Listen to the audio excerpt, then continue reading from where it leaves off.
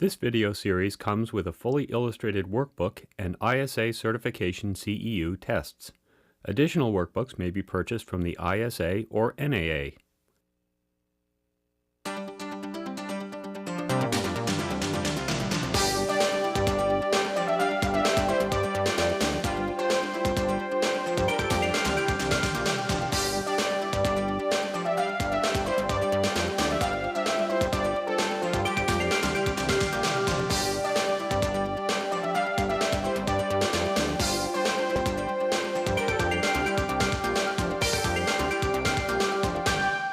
Now we're going to look at the actual operation in working safely and efficiently. We're going to talk an awful lot about communication, and we're going to go through something we call the command and response system, which is a way for the ground person and the arborist aloft to communicate. We're going to take a look at some rope handling techniques and a few knots you need to know. We'll also look at chainsaw use and think a little bit about logical work sequence. Boy, we have a lot to do. We better get going. Sure.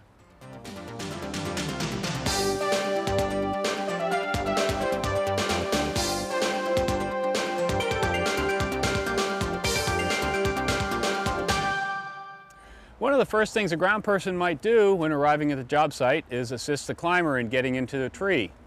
There are a number of ways we could do this. Might use a ladder propped against the tree to get the climber into the tree, or the climber may actually climb from the ground. If the climber is going to climb from the ground, he's going to be secured from the moment he leaves the ground. Assisting us with the climbing today is Ken Palmer of Arbor Master Training. Ken, glad to have you here. Glad to be here, Peter. Nice to have you. What we're going to demonstrate first is a means for Ken to body thrust into the tree, using me to take slack and to give him a little bit of muscle assistance. Ken, if you would explain that. Okay, I've got my Blake's hitch tied here on the climbing line, and I've got a micro pulley on the climbing line itself, just below the climbing hitch. I've got it tethered in this case with a dog leash snap. So as you keep tension, and actually what you're going to be doing is tending the slack as I climb, okay? Down here in the lower part of the tree, it's really not ideal for body thrusting in the sense that my feet won't be tightly against the tree because of the rope angle. So I'm going to tend to swing a little bit, but you can help me by the way you position yourself. Okay. Once I get into the limbs of the tree, I'll start to climb the tree itself, and you can continue to help me by tending the slack by keeping pressure on the climbing line. Okay, you're the boss. All right, Peter, let's do it. Climbing.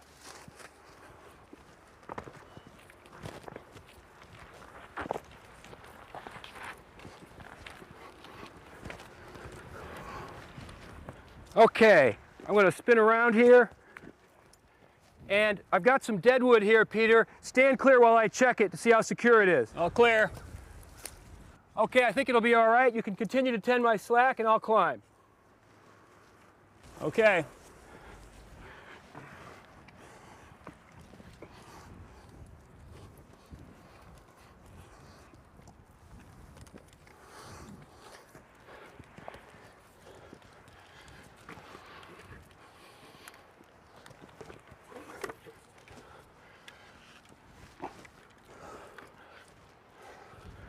Okay, very good. Thank you, Peter.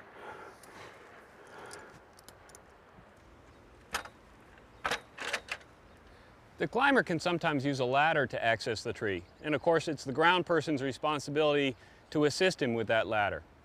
Here's a good rule of thumb for setting a ladder. If you place your feet at the ladder's base and reach with outstretched arms, your fingers should just touch the rails. When the climber is ascending, we want to make sure we foot that ladder and support it until he's off the ladder. And then of course once the climber is in the tree, we want to get the ladder out of the work area and properly stowed back on the truck. Another technique that the climber might use to get into a tree is called secured footlock. You can see in this case that Ken is using a prusik loop secured with a prusik hitch to his climbing line. And basically with this technique, the climber is going to be under his own power to get into the tree, and there's very little that the ground person can do to assist with the actual climb. That's right, Peter. I'm going to be sliding the prusik up both parts of my climbing line as I footlock into the tree. So that's going to be securing me as I climb. But in this case, I want to start doing a little work on this lowest limb. And what you can do to help me is swing me over to that limb, because it's a little far for me to reach, it looks like, from here. Okay, you got it. Okay, stand clear. All clear. Climbing.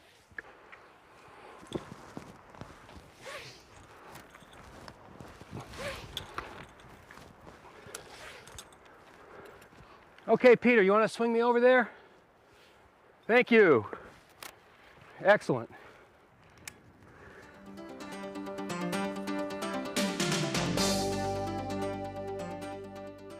Now that we have Ken in the tree, we've gone ahead and installed a second climbing line, which we call the access line. The access line can be very helpful to us, particularly in a huge tree like this one, to get access to that tree if we have an aerial emergency. When Ken gets ready to start lowering some limbs, we're going to pull this access line out of the work area.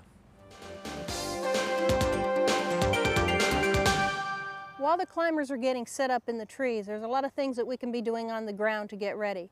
We want to get the tools off the truck and start setting up our work site. We've also taken our rescue bag off the truck. The rescue bag has some climbing gear and a first aid kit, and we're going to need this to be ready in case there's any emergency. We've also set up a refueling area here. You can see we have a tarp and we've set it up in a mulched area. We want to make sure we avoid getting any kind of fuel or oil mix on the pavement or on the lawn.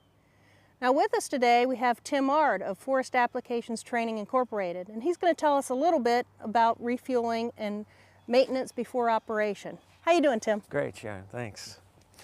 Well, since we have our work area all set here, we also want to think a couple things as far as you never want to be smoking or have any type of flammable item around your fueling area, and always move your fueling area about 10 feet away from your work site if possible there. As we start to look over our saws here, it's a good time to make a quick check of any items that may be missing or cracked or loose screws, this type of thing. Also, we can do a quick check of our chain tension here to make sure that it's snug and ready to go for our operators.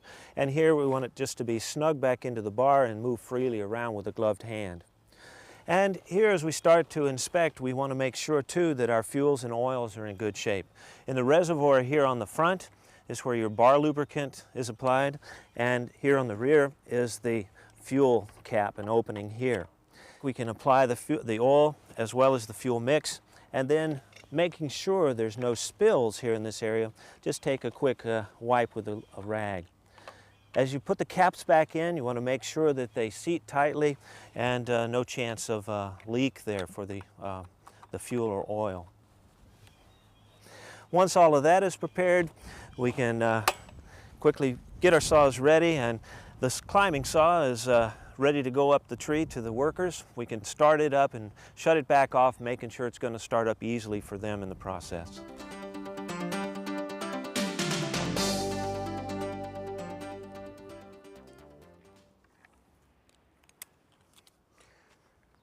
Sharon, would you send me up a pole saw, please? Sure thing, Ken. This is one of the other duties of a ground worker. From time to time, a climber's going to need various tools or equipment up in the tree, and the ground worker needs to be able to tie them on. In this case, I'm going to attach the pole saw to Ken's line using a midline clove hitch. I start by making a loop, and I want the standing part of the line on the inside of the loop. I twist a second loop up into it such that the running part of the line is also on the inside of the loop. Then what I do is attach the clove hitch to the pole saw, making sure to keep the line away from the blade. All set, Ken?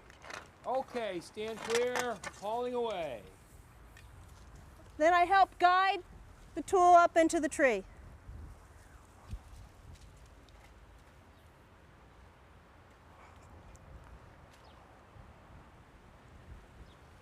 Now after the climber detaches the tool, a lot of times there'll be a bight of rope hanging down, and it helps if the ground worker pulls the slack out of the line.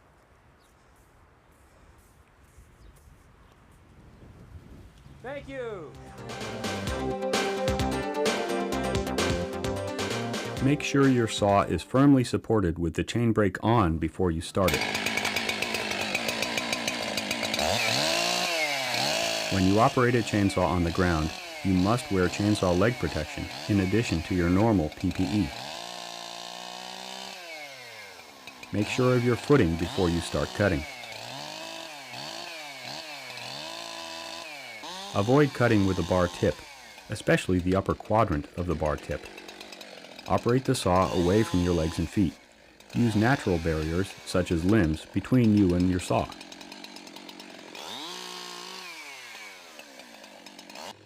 Running a chainsaw in a tangle of brush introduces kickback hazards, trip hazards, and struck-by hazards from limbs under tension. Trees, segments of trees, limbs, or saplings bent under tension have to be cut with caution. Try to find the direction of force acting upon the piece and cut in a way that won't bind or pinch the saw bar or chain or create kickback. Here Tim uses a notch and undercut to lower the trunk to the ground. Plastic or soft metal wedges can be used to prevent binding when cutting large pieces.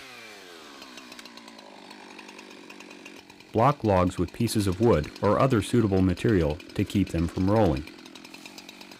When more than one worker is limbing or bucking a tree, each needs to be aware of the other's location and activity.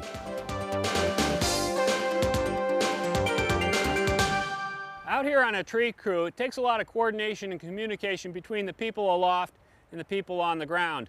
As a ground person, you need to know when it's safe to enter the drop zone under a tree and when it might not be. And the climber obviously needs to know where we are on the ground at all times. So we use a verbal command and response system to communicate. We use commands such as stand clear from the climber, all clear from the ground person to indicate when it's safe to get in under the tree and when it's not. There are some instances where we can't use a verbal command and we have to use hand signals, but the principle is the same. All right, stand clear. All clear.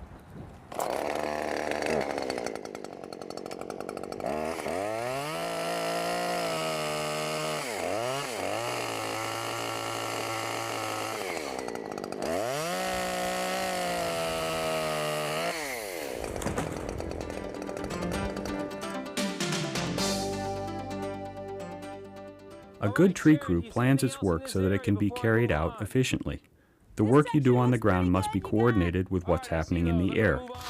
Depending on the site, it may be safe and efficient for you to prune what you can on nearby trees while the climber is still getting into position.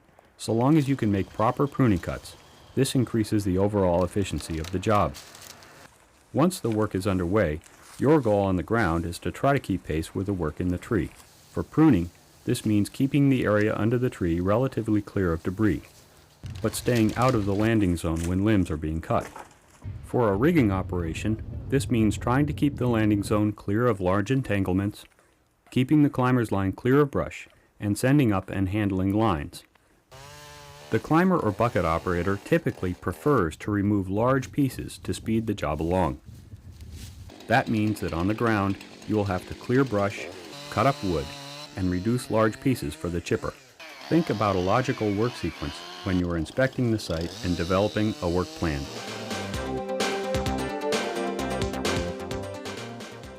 Ready for the block and rigging line.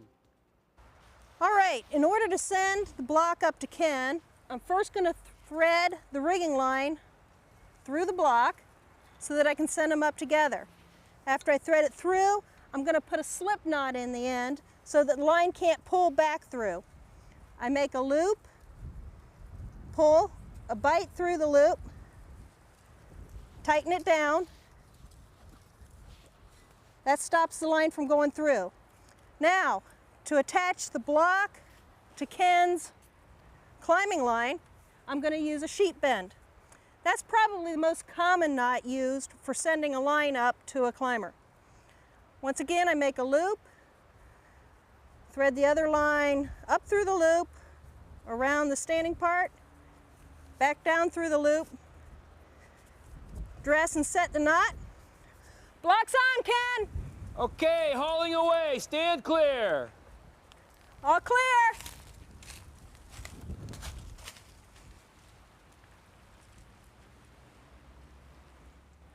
Sharon has already sent the rigging up to Ken that he's going to need in the top of the tree in order to lower out these big dead limbs. While he's busy doing that, we're going to set rigging at the base of this tree so that we can handle the lines properly. We're going to be fixing a friction device on the base of the tree, this device here. Now there are a number of different ways we could do that. The way we're going to choose on this tree, because of the size of the tree, the girth of the tree, combined with the length of our dead eye or fixed eye sling, is what's called a timber hitch. To fashion a timber hitch, we're basically going to create a bite in the rope and install a minimum of 5 tucks to hold that bite. which Bob is doing now.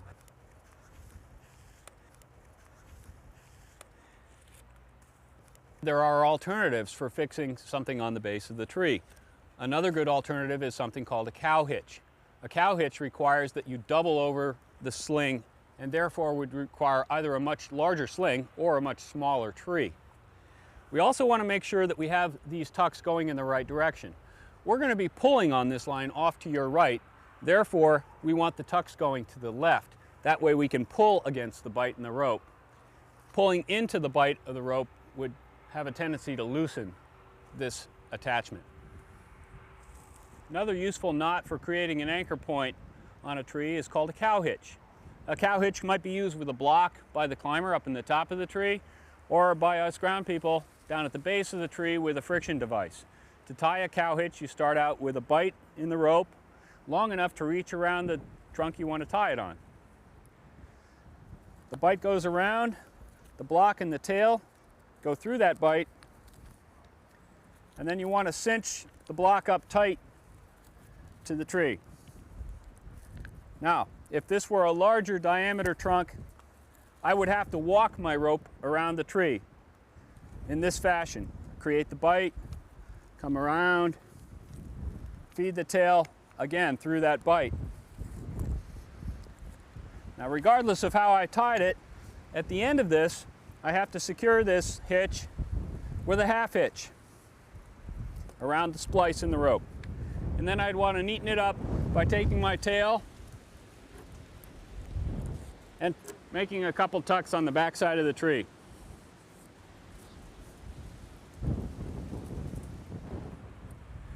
On the ground, we lower limbs using friction. And it's nice to be able to manage that friction. In this instance, we're using a friction device at the base of the tree. There are several advantages of using a friction device over taking wraps around the tree, sometimes called spiral wraps. Those advantages include less wear and tear on the rope, easier setup and dismantle. We can get from one set to the next set much more quickly, and the ability to add and subtract friction to suit our needs. Line handlers have to communicate well and coordinate their actions to protect people and property.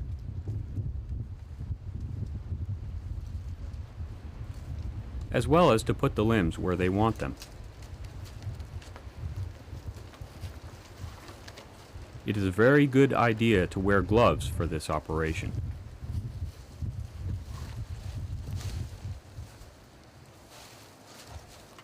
Ken's getting set up for his next cut, and I want to get the lowering line back up to him. He's about 20 feet below the block, so I want to tie a slip knot in his lowering line so that it won't run through the block. I'm going to measure out about 20 feet, tie a slip knot. That should give him enough rope to work with.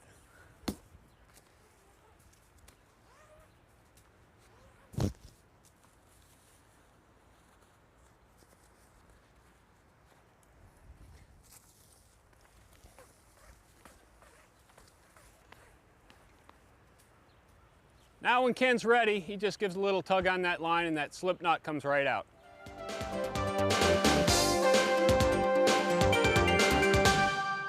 As you gain a little bit more experience, you'll become a valuable second pair of eyes for the climber. Sometimes the groundman can see things up in the tree that the climber can't spot.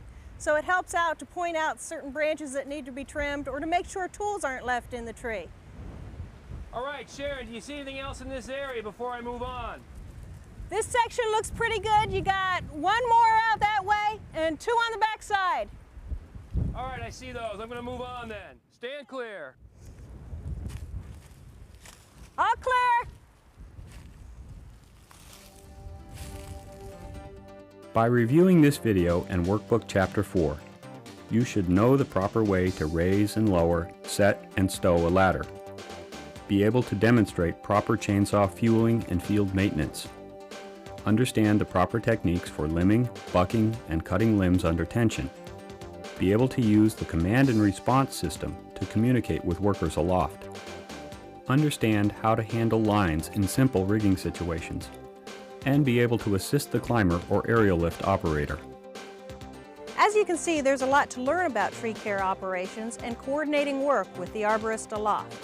On behalf of the NAA, and the ISA, please work safely.